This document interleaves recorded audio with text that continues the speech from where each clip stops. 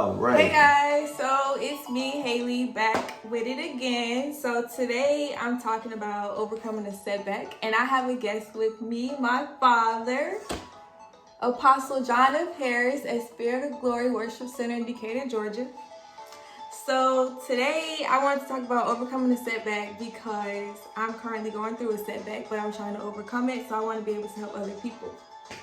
So for one, you have to be firm in your resolve to do whatever you need to do. So whether you're afraid to do it, meaning you feel the fear, but you believe that you can do it anyway, and you know that you have to do it. Excuse me.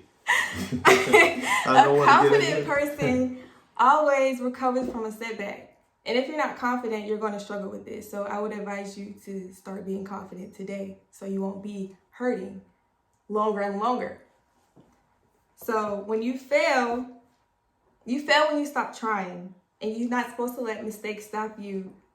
You're supposed to let them train you. 2, disappointments. Disappointments all work out in the end because everything happens for a reason. So for example, my setback was my relationship. So God wasn't intending on trying to hurt me. He was trying to keep me from being deceived. So I had to be hurt in that process so I wouldn't be deceived anymore. So like I said, everything happens for a reason. Can I ask you a question, daughter, from a millennial standpoint?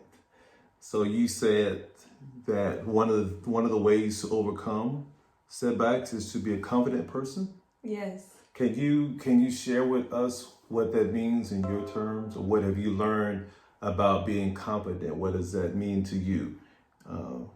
Being confident in your doing, knowing that you can overcome it. Because if you're walking around not confident, low self-esteem, being depressed, that's not going to help you. So it's just going to longer your process. And I know you don't want to keep hurting. You want to overcome it. So you have to be confident. Wow. Awesome. So tonight, everyone that's on my page that's watching as well, and hello to all of those that are watching my daughter's YouTube page. I'm John Harris, and so she's talking about overcoming a setback, and we've all experienced that, no doubt. We've all had some obstacles. We've all had some unexpected things to happen. It seemed like suddenly, and it's like a kick from a mule, right in the heart. So she's dealing with that, but she's an overcomer. So she's fighting, and I'm here as support tonight to help her. So that was good there. So one of the things that's good to overcome a setback, you're saying, is to make sure that you keep your confidence strong. Stay positive. Wow. So you got to be around people that's positive, right? Yeah, that'll help. That helps. But then again, you can't be depressed around positive people because they won't want to be around you. Nobody wants to be around a negative person.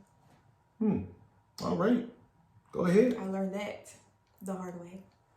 So what you're saying is that if you are depressed or if you are not positive and you come around people that are positive, then they're going to shun you, or they're going to put pressure on you to come out of what you're in. Yes, it depends on the people you're around. But most of the time, positive people don't want to have their energy brought down by a negative person.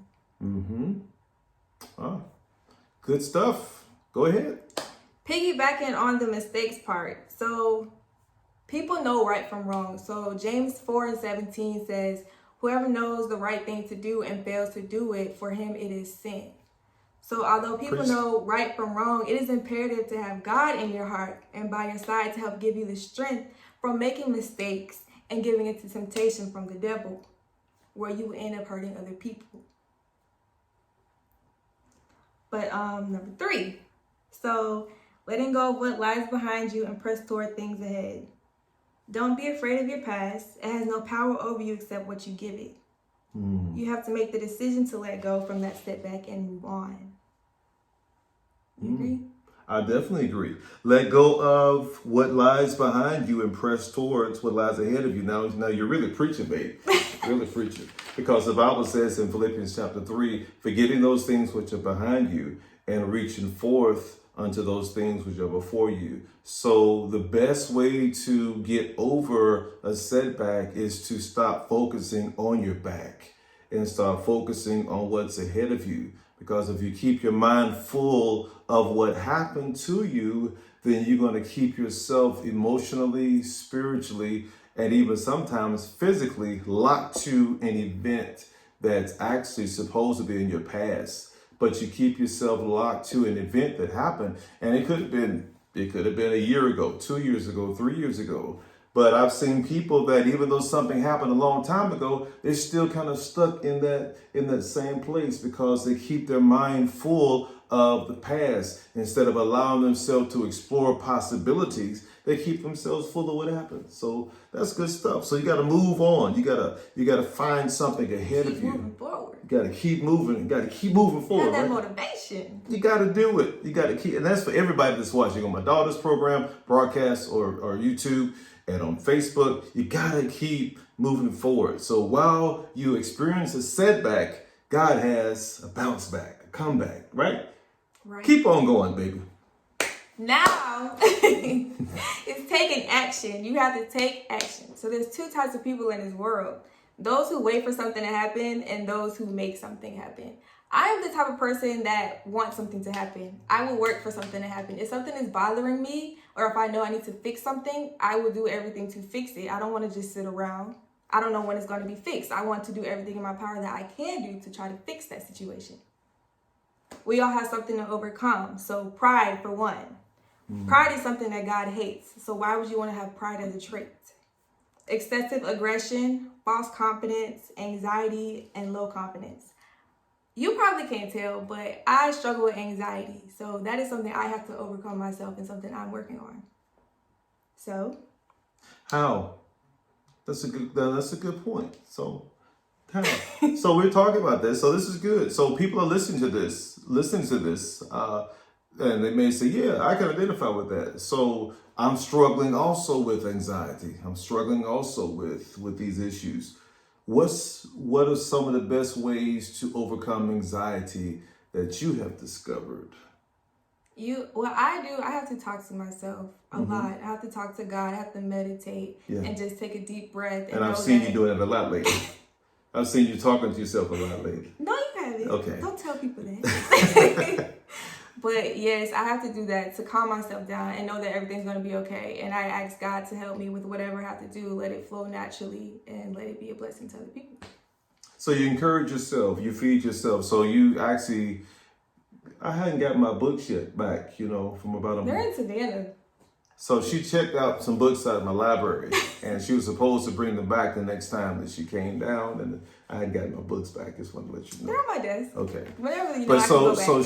so I actually do see her taking the initiative to find information to put in her mind, in her spirit, that's going to help her with a comeback, help her fill her mind up at where, and this is so key, everyone, fill your mind up at where you want to go, not with where you've been. If you continue to focus on where you have been or what caused you pain, you're going to continue to relive that experience, right? Right. You're going to relive that over and over again. So 3 weeks can go by. You all right? I'm good. I'm moving forward. But you have a setback one day because you now start recollecting things that hurt, things that happen, and now you spend hours filling your mind up with it. So what happens now? Your emotions are consumed. Now you start having a setback into those same experiences. So what she's saying is some good stuff. You gotta talk yourself out of it. You gotta because feel I've definitely been through that. Talk about it. Yeah. You can do it. If I can do it, you can do it. All right. But another thing, people want their problems to go away, but they're not willing to do what's needed to help themselves. So you have to run to God's word. He strengthens you to take the steps of faith, no matter how you feel. So having a stronghold of fear in your mind saying, what if, or only if, that doesn't help. You have to pray, you have to talk to God and let go of that stronghold in your mind. Your mind is the most powerful thing. I learned that. I'm learning a lot of stuff in college. I'm learning a lot of things the hard way, but I'm overcoming them and I want to be able to share them because I know other people are learning like me too, or going through things like me as well. Also, one last thing. The Lord wants you to seek godly counsel when things go wrong. He wants you to consider the effects of your behavior on others and live selflessly. While Satan wants you to do your own thing and to live in the moment and not concern yourself with what others have to say. It's imperative to be able to differentiate the two, because one is wrong and one is right, and you know what's right or wrong. Great. So that's all I have for my notes today on overcoming a setback. So I hope this was helpful for you guys. And if you like it, give me a thumbs up and continue subscribing on Sprinkle of Hells on my YouTube channel. Thank you.